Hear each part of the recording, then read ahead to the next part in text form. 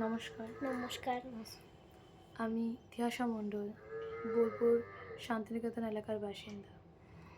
আমার বাবা সঞ্জীব মণ্ডল গত 6 মাস ধরে আইটিপি রোগে ভুক্তভোগী এবং তার সাথে ওনার নিউমোনিয়া এবং মিলিয়ারি টিউবারকিউলোসিস রোগটিও আছে, যার জন্য ওনার চিকিৎসা করাতে অনেক বেশি খরচা হচ্ছে এবং আমরা আর্থিক অনটনের মধ্যে আছি।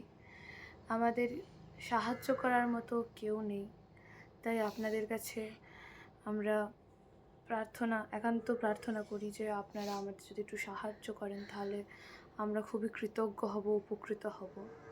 আমার বোন 7 বছরের, আমার মা যিনি একজন গৃহিণী, উনি কিছুই জানেন না বা করতে পারেন না বাইরের কাজ, আর আমি সবে উচ্চ মাধ্যমিক দিয়েছি। এই অবস্থায় আমাকে কেউ যেহেতু সাহায্য করছে না, আপনাদের কাছ থেকে আমি একান্ত সাহায্য প্রার্থনা করি। আমার বাবা কলকাতার সল্টলেকের কাছে অ্যাপোলো হসপিটালে ভর্তি আছেন। ওনার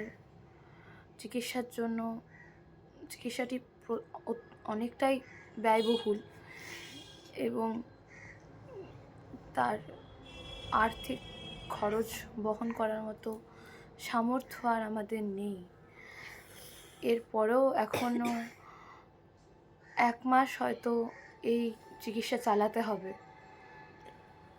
কম করে 1 মাস, যেখানে তার প্রত্যেক দিনের খরচ প্রায় 1 থেকে 1.5 লাখ টাকা। তাই আপনাদের কাছে আমরা একান্ত প্রার্থনা করছি আমাদেরকে দয়া করে আর্থিকভাবে সাহায্য করবেন। আমরা আপনাদের কাছে চিরকৃতজ্ঞ এবং উপকৃত থাকব। নমস্কার।